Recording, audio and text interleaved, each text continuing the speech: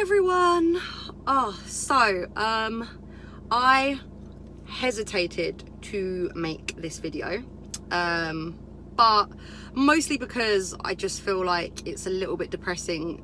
Or sorry, maybe that's the wrong word, but I feel like I only wanted to make another video when I was like, yay, I'm 100%. But then I'm like, you know what? Maybe that's not realistic, or maybe it's realistic for some people, or maybe some people will watch this and be freaked out that I still have symptoms, but then I was like, you know what, this is my journey, everyone's journey is different, so here we go. So for anyone that has watched these videos, I am amazed and blown away by the response, by the messages that I get. And you know, when I first got diagnosed, when I first suffered this, literally 2 years ago, I was so ill and disabled by this and so depressed. But I remember thinking, there were so many people that reached out to me that had so much patience with me. Like there's, you know, Lara on Mummy Seeing Double, and there was a guy, Craig, like just all these amazing people that really took, complete strangers that took time out of their life to help me in one of the worst times of my life, and more than people that I even knew. And I made a promise to myself that I would try to do the same. And I do think as well, like I've seen people post about this, I think when you're, you know, I think you go through stages with this, that when you're feeling a bit better, you don't want to think about it. So, you know, if some of you are reaching out to people and stuff, like, I guess you have to understand that it's really difficult, I guess, depending where you're at with this, to be dragged back in by people that are at the beginning. And I do understand that, but I do always try to, if I don't respond straight away, I try to kind of like get my thoughts together and then reply, because I do know how it feels, and I do know how important it is to get that support. And you know, there was a solid year of this where I thought I was absolutely losing my mind, and that no one understood. Like I don't think you can understand this, to be honest with you. Like I think you really have to go through this to even understand how bad, or like just what it feels like to go through this. So I just wanted to say that. But I'm going to try not to repeat what I've put in the other videos about doctors and symptoms and medications. Like obviously I'll touch on it, but like if you do want to hear about stuff like that, please go back and look at my videos, because I don't want to keep rehashing the same stuff.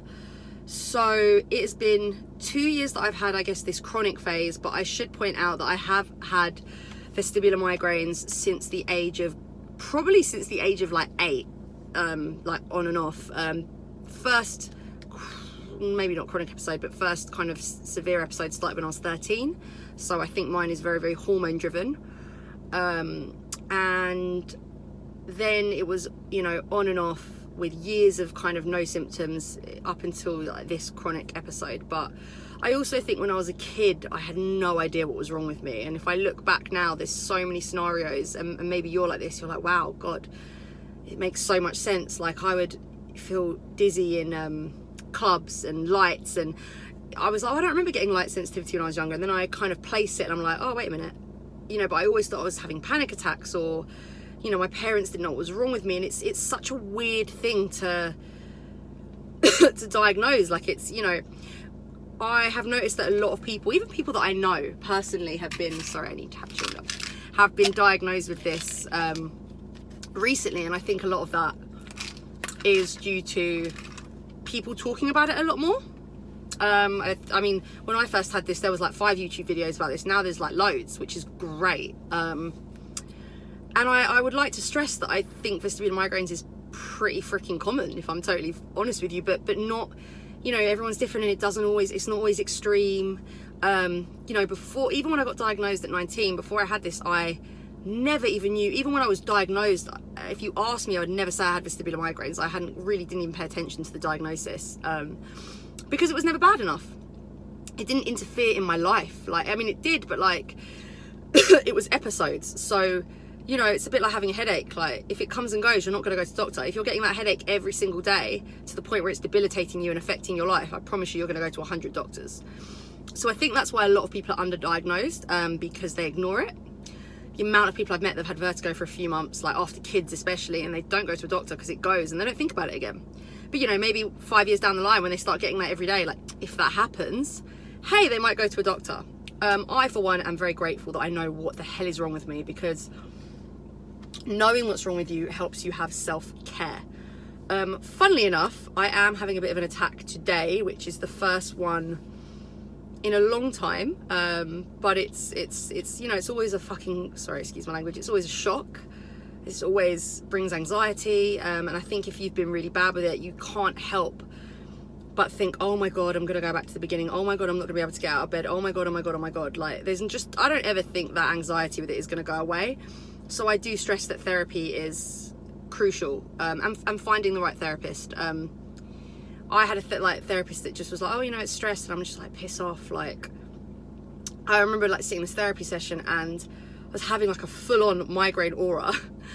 And this guy's like, you know, it's just caused. I'm like, look, I'm sure stress plays a part in triggering this, but I have a condition, like, and that's why a lot of my doctors were like, you know, you need to go to someone that believes or understands the condition. But when I did find the therapist that was right for me, she never once questioned what was wrong with me, and that was crucial in her helping me. And acceptance is a big part of this. And if someone would have said that to me 2 years ago, I would have told them to piss off, to be honest, because I was so ill. I was like, how the hell can you accept this? But I think as you improve, you have more acceptance. I accept that I have to think about things more. I accept that I can't live as carefree as I did before, but I also accept that there's worse things out there. So it's all your mindset, and that's a big thing. So this is already going on like 7 minutes. I don't want to like stress anyone out like watching this for 50 minutes, and it's a bitch to upload this to YouTube. So where was I? Where am I now? When this started, I was functioning at like 5%. I shit you not. I could not get out of bed. I had no idea what was wrong with me. I couldn't see. Everything was, I mean, I remember, and I had no idea what was wrong with me. I remember walking into a supermarket. The only way I can describe this to someone is it felt like, you know, that feeling when you jump into a swimming pool. Let's say you closed your eyes, and that clogged feeling. That's how my head felt. I felt like I was in a bodysuit and I couldn't see, and I was just kind of maneuvering myself through this shop, and it was petrifying, absolutely terrifying. No one really believed me at the time. No one knew what was going on, and I hold no feelings towards these people. It's difficult to understand. There obviously were some amazing people that were there for me as well, but this will teach you who your friends are, and it's not even a negative thing. Like, I don't, you know, some of my own family didn't really understand what was wrong with me. It's a difficult thing to, it's difficult to understand what you can't see with anything and everything. So this has taught me to have empathy towards a lot more things, and who knows what I would have been like if this didn't happen to me. So try to bear that in mind when, you know, if you feel sad about people not understanding, just, it's difficult to understand. It's difficult to understand what you can't see. I had an eye operation early this year, and my God, like the sympathy I got with that, because you could see it. And I was like, this is nothing, like, compared to what I went through. But you say the word migraine to someone and they're like, what? Oh, so you get a headache. It's like, but like my doctor explained, migraine is a spectrum. Here's the common perception of that spectrum, and here's us, or here's me. Go figure. It can be a constant shit show of symptoms that just make you feel like you are on acid. So, but anyways, so I was functioning about 5%. The first year was the worst of my entire life. The depression that came with this was suffocating, to say the least. But I do think that is also triggered by the migraine, by the illness. So bear that one in mind, because I've gone through that. I've lost both my parents, and I can honestly say that I didn't feel that sort of depression with that. But with this, it was, you know, I think it's very different when you have something that disables you physically. So, but I do think one doctor said to me that migraine is here and depression is here, and it triggers it. So you're not going crazy. I really did have suicidal thoughts. I didn't ever want to hurt myself, but I just did not want to live through this. And I think if someone had told me how long it was going to take me to feel somewhat normal, I also would have freaked out. So please don't watch this and get freaked out. You have to go through this journey, and just because mine took longer, it doesn't mean yours will. Like, I had episodes as a kid where it lasted a few months, so you can't compare yourself to someone else. It's just gonna make you feel worse. But at the same time, I think the longer mine went on, I looked for people. All of a sudden, the longer someone's symptoms had gone on, the more reassuring it was for me. So there is also that, which is why I'm making this video, to anyone that is in a similar boat. And, you know, groups are extreme. You need to take that with a pinch of salt. And if you do feel like some of the support groups are triggering you, like, take a step back. And I have also done that, which is what I think some people find when people reach out and they're trying to kind of get themselves to a more mentally stable headspace. So that's when I say I take a step back and then come back to it. So like my YouTube videos, sometimes it's really difficult to go through all the comments. If you message me on Instagram, I'm probably more likely to respond. It's just that I'm not always on YouTube. So I'm not doing it on purpose, but I guess it's really overwhelming for me at the moment to read through all these comments. It's sensitive, and it kind of does drag you down to that depression a little bit. But like I said, I am much better on Instagram or Facebook, so I usually always do reply to those messages. If you do want to reach out, I've got no problems with you reaching out. Totally here to kind of help in any way I can. But yeah, just like put that out there. So I would say the first year was awful. Second year, I think I've become a doctor. I think I've learned to understand this a lot more. I'd say I can't really, I mean, as soon as you start improving, you forget how bad you were, so it's difficult to gauge it on percentage. But I would say back then I was like 5%, the first year like 30%, which sounds awful, but like I was so restricted. I mean, it took me 2 years just to enter like a bar or like restaurants. I think I could do after about a year, but it didn't feel comfortable, to say that. I didn't feel normal. And there are still some things that don't feel normal, but I'm kind of like, okay, like I don't feel normal, but I'm just going to accept that this is where I'm at.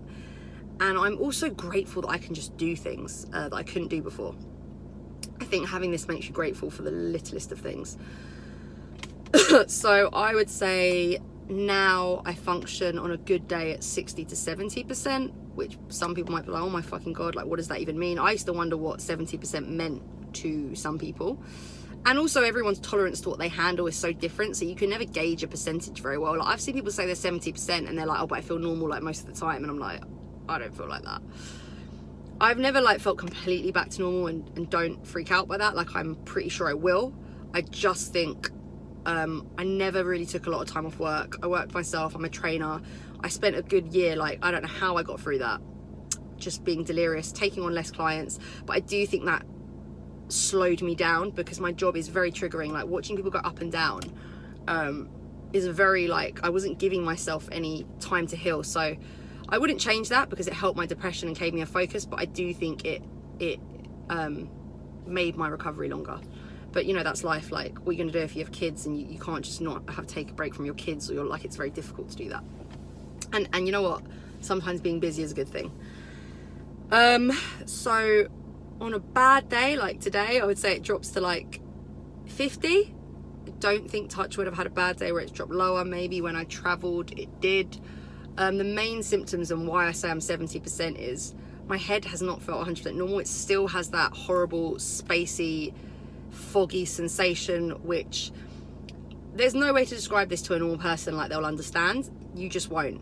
But if you have vestibular migraines, you definitely usually understand what this feels like. Maybe if you don't get it all the time, but I definitely had it momentarily as a kid. It just feels like you're very detached from your reality. You feel like there's a screen separating you from the world, and it's a very physical feeling as well. I do feel like there's something in my head, but like it's stuffed with something, and I have spoken about this in my other videos, so I'm not going to go too much into it. That's my most bothersome symptom. Like if that disappeared, I swear to you, I'd be like 80-90%. So that's a big chunk of that for me. The other thing is the visual issues that I have. I don't get auras so much anymore, which to me look like heat haze in the distance. But I do have a lot of visual snow, which kind of looks like static on things. And I did have that as a kid. I'm pretty sure feeling spaced out and visual snow are very, I think I've heard from a lot of people they're the last things to go, because I think your brain needs to be completely back to like normal signals and balance for that to piss off. I could be wrong, but this is what doctors have told me. I mean, you've got to remember, doctors don't know everything about this, so take your own conclusions from it. The visual snow bothers me a lot less than feeling spaced out. My spaced out feeling now, like if I'm inside, like for example, I spent the whole of Christmas not really thinking about it, which means it's definitely improved a hell of a lot. So inside it used to feel like I was being suffocated. Like I felt like I was wearing a mask at one point. I completely felt out of my body. At one point I didn't even feel like my hands were mine. Like it was really bad. So it's definitely improved. And if something can improve, to me it's like, well, then why will it not continue to do so? So there is that. But it's worse when I'm outside. It's always been worse outside. And even as I was a kid, I have memories of being outside even during an episode of this where I literally felt like I was drunk. There was a point at the beginning where if you took me outside, I'd cry my eyes out. Like, I couldn't be outside. And you know what it's like to tell a normal person that you can't be outside? But it's like if you drunk 10 glasses of wine and took 3 acid pills. That's how it felt when I was outside. Absolutely unbearable. Your equilibrium is off. So yeah, I can tolerate being outside. It's not comfortable. It also depends on a lot of things. Like, I do know my triggers now, which I didn't know for ages because my symptoms were so constant. So if you can't figure out your triggers, I used to think, oh, how do these people know? Like, trust me, that takes a long time. But definite triggers for me are lack of sleep. Not so much my routine of sleep, like same bedtime, same waking up time, but just how many hours I get in general. That's a massive trigger. Hormones, standard. Week before my period, standard. Like, I actually think now that hormones are a huge trigger for women. Most women, you will notice that a lot. And when I look back when I was a kid, I can even pinpoint, like, there was a holiday I went on with my friends and I had really like flare-ups of dizziness, and I'm like, oh wait, I was on my period that holiday. So, you know, you do look back and things do actually make sense. So hormones, sleep, MSG, like soy particularly, can flare me up a little bit. I don't avoid these things, but I try to like watch what I'm doing all in one day. What else? Dairy, I think, but again, like, it, you know, what could trigger you one day doesn't trigger you the next day. And I've read this in a book called Heal Your Headache. It's a jug theory. So if you like don't have sleep, have MSG, go out all night, if you look at like your jug, like, so now where I'm having this attack, like, I've barely slept for a few weeks because I've had a lot going on with other stuff in my personal life and my health, which I'm not going to go into, but that's majorly affected me. And I've had lack of sleep, and I've gone out and I've really been pushing it and just go, and I'm like, oh shit, like now I've like had an attack, and it's like, whoa. Sorry, I'm going to blend these videos together. That just cut out, so excuse that pause. Yeah, so yeah, well, now I've had an attack, I'm like, whoa. But then I think about it, I'm like, all right, calm down. My emergency meds are, I don't like taking Xanax. It does work. Well, it doesn't work, but it probably takes about 30% of it away. I don't like taking it because I don't even like taking drugs, ironically. Like, I actually had to go to therapy just to take medication. But I take that, or seasick tablets, or like meclizine. It depends where you are. Like in America, it's called meclizine or Dramamine. And I actually take paracetamol now. I do get headaches now. Didn't for ages. Did as a kid. They're not what I would consider migraine headaches in my head. I don't like need to be in a dark room. Like, although I'm light sensitive, it isn't kind of what you would think of. Mine kind of feel like a classic headache. Starts in the back of my neck, goes over my left eye, and yeah, sometimes I think it does sound really migraine-y, but it just, yeah, actual headaches are not the biggest issue for me. But anyways, so I've done a lot of things that I haven't been able to do since it started. I've flown twice. I have flown business class just because I seriously, like, if I get an attack on a 12-hour flight and I can't lie down, the panic of that is just way too much for me. If it was like a 3-hour flight, I definitely wouldn't need to lie down. I could hack it. But yeah, the 12-hour ones, where I've gone recently, I had to, and I was fine on the flight. The first year I did that, I relapsed after the flight. This year I didn't, so clearly there's been an improvement. I am on Effexor or venlafaxine. I'm at 100 milligrams. I do want to get to 150. Do I think the meds have made a difference? Yes. Do I think they're the holy grail to curing yourself? No. I think I had a really good specialist say to me once, the drugs help the symptoms, but migraine is a cycle and it goes away on its own time, or maybe not, or who the hell knows. I don't think a doctor can answer that, but I've come to an acceptance that time is a healer with this, and if I have to take a drug for whatever, forever, or who the hell, I don't care. You know, like, diabetics take drugs. If you've got cancer, you're going to take chemo. Like, do you know what I mean? I got over that, and I'm a trainer, so it's really difficult for me to take drugs. Like, I don't drink, I don't take drugs. I'm very anti putting stuff in my body, but you know what? Sometimes you just have to do things that are going to make you feel better. Prozac also helped me. So SSRIs or SNRIs are clearly my drug for my brain, or they just help the rocking and stuff, which I don't get anywhere near as much, and I know that's the main symptom for a lot of people. What I would say about drugs is I went for a shitload. 10. So please don't listen to people like, oh, I took this drug and after 6 weeks I was cured. Like, it might happen to some people. I don't think it's the average. I know loads of people that hasn't happened to them. But don't get discouraged if that does work or doesn't work or whatever. Like, we're all different. Please don't compare yourself. And the other thing to remember is drugs take a long time to work, and don't give up on a drug before you've got to the highest dose possible. My God, if someone had told me that, like, I'd be taking like 30 milligrams of nortriptyl, like, why hasn't this worked? And then, like, I saw a specialist, she was like, well, none of these drugs even counted because you never even got to like a high enough dose. Like, and I have quite a high tolerance to drugs, so not in the beginning though. In the beginning I was really ill. Every drug I was taking, my brain was so sensitive, it was just like, couldn't cope with it. But it is difficult to think back to that because it was a while ago. So go back into my videos and you will see the desperation, and that's why it's probably better to look back at the earlier videos. Okay, I've made this so long, so I just want to stop. I hope I've put enough information in this video. If you can see, there has been improvement throughout every video, even if it has been a long time. But you know, I think the brain is a very slow healer. Mindset is everything. Get a therapist. Accept this. Accept that there are worse things. I know this is fucking terrible, so I'm not by any means saying that, like, you know, I remember at one point I was like, I'd rather cut my arm off than have this, so I'm aware it's bad. But you're not stuck. It will improve. Time is a healer. Speak to people. Don't speak to people that don't get it. Reach out to people and be patient with yourself. And I think that is it. So yeah, like I said, reach out to me on Instagram or Facebook more than these videos. And take one day at a time and try not to look too far forward, because you will get better, maybe not next week or next month, but when you look back over the many months, certain things do improve, and as long as you see improvement, that's all you need to worry about. So yeah, anyways, I hope you've enjoyed watching these videos, and yeah, I hope they've been helpful. Bye.